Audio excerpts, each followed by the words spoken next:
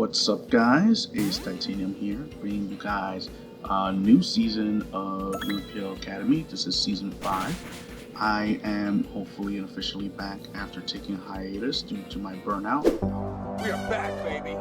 We are fucking back. Overall, I'm feeling a lot better. I think I should be up and rolling just fine.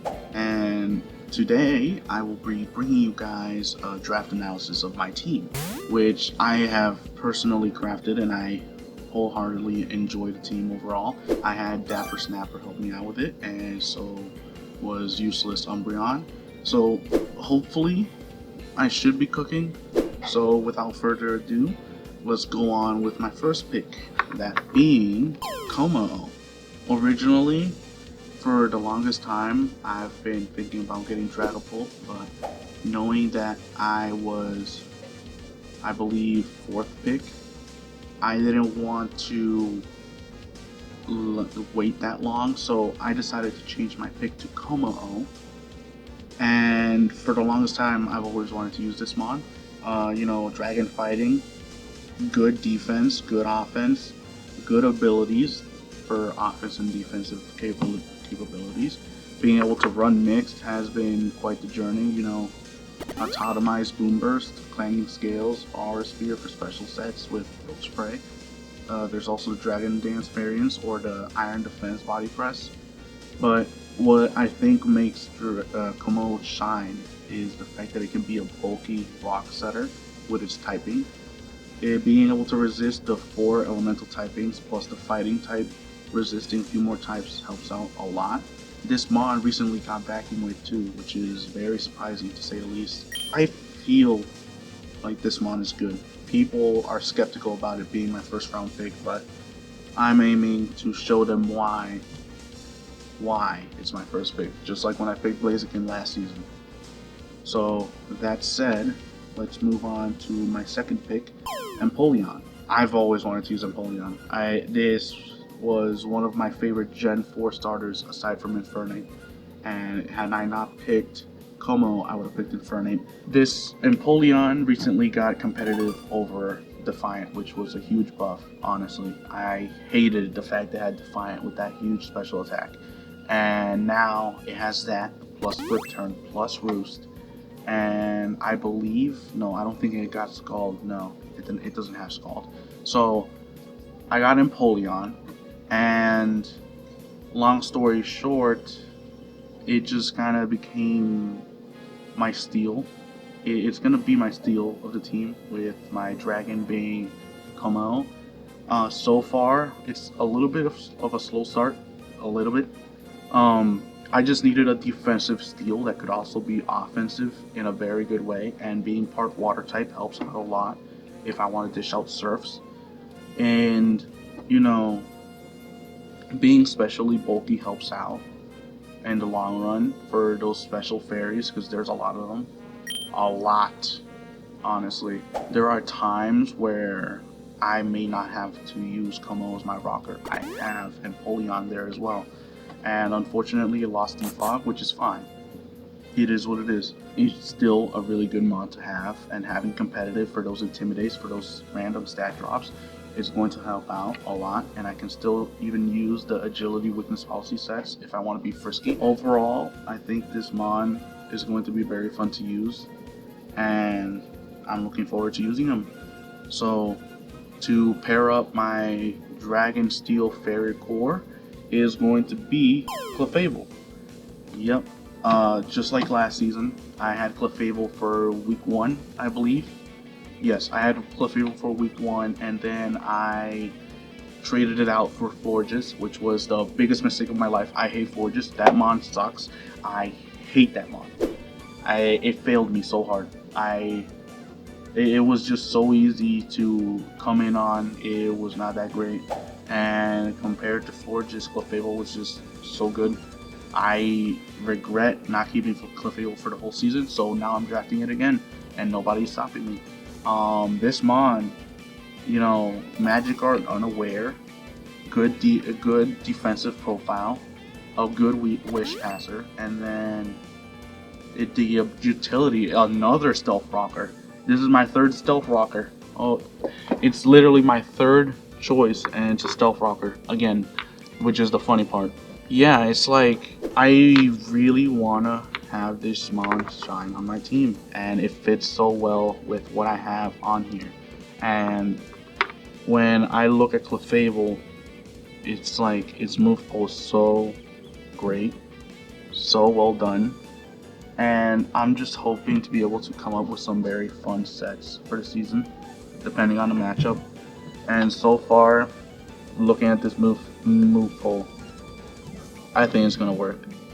I think I can make Clefable work because that special attack is useful, you know. And then having alluring voice for those setups, yep, I'm all here for it.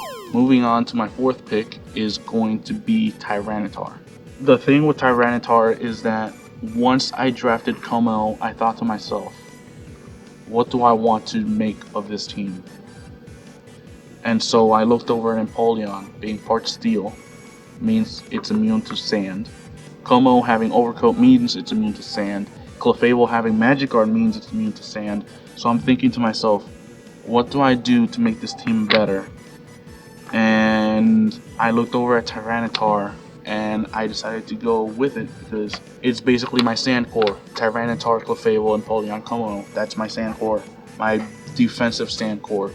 And Tyranitar recently got knockoff, which is a huge buff. No longer do I need to use Crunch. Nope. I have knockoff now. And because I have knockoff, I can predict some fighting type switch-ins, get rid of their item, and switch out into Clefable. Tyranitar, I've never used this mon. Never. The only time I've ever used this is like in a Naptex League, but that's usually with Mega.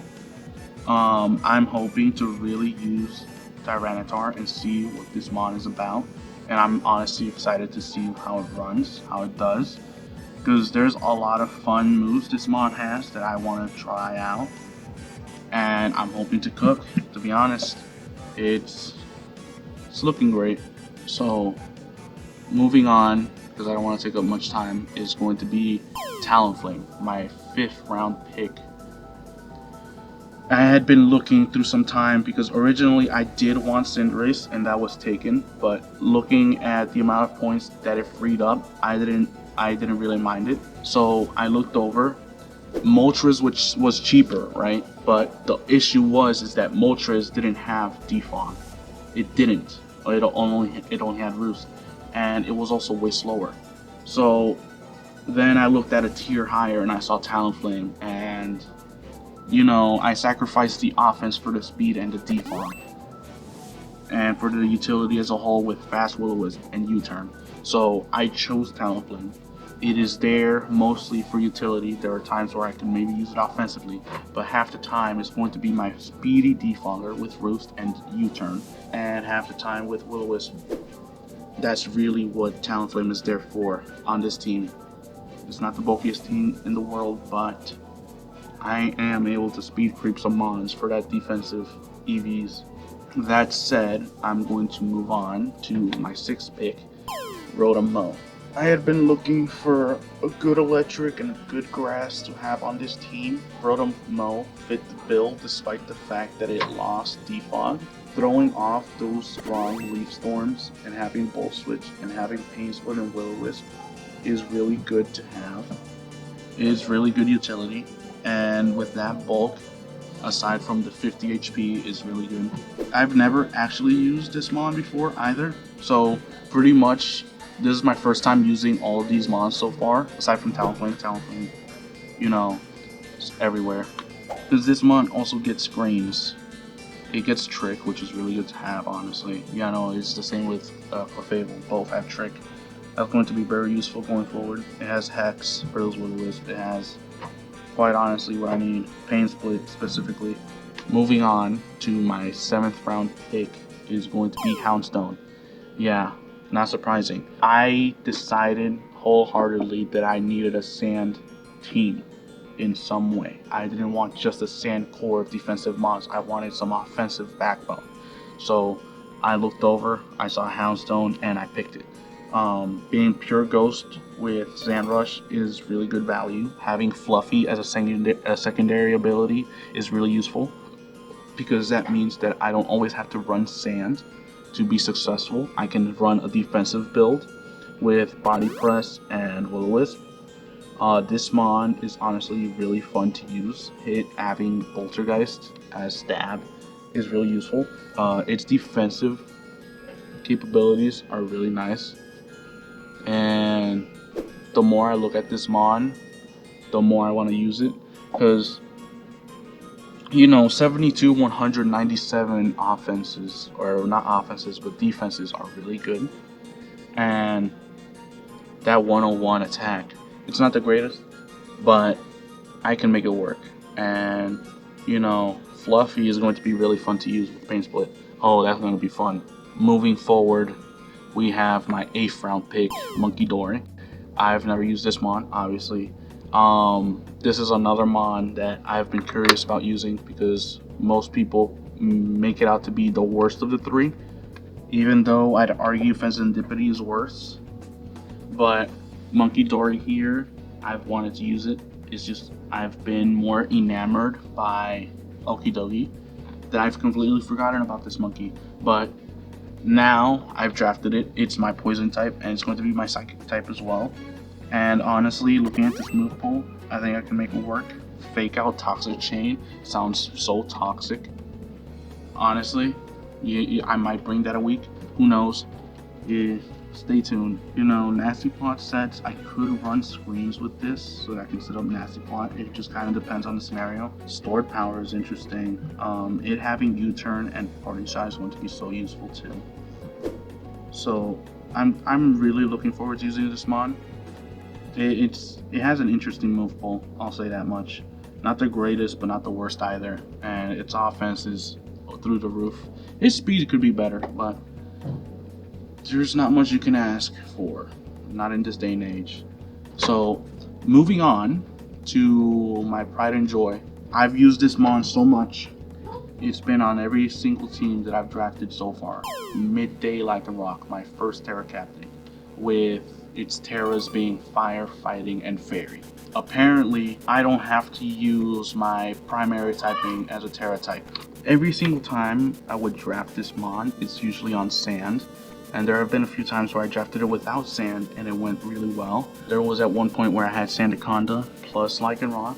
Eject Button Sandspit was such a fun tech to run.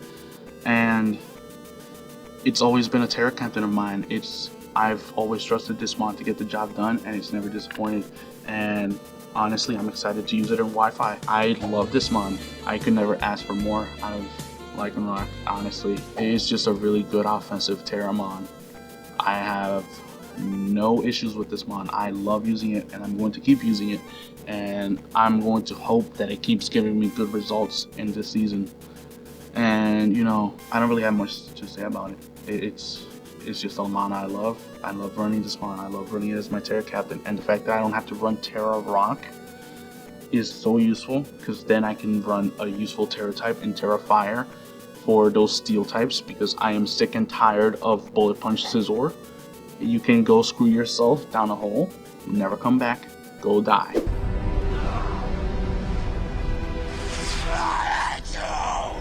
Moving on, we have my second and last Terra captain, that being Ambipom.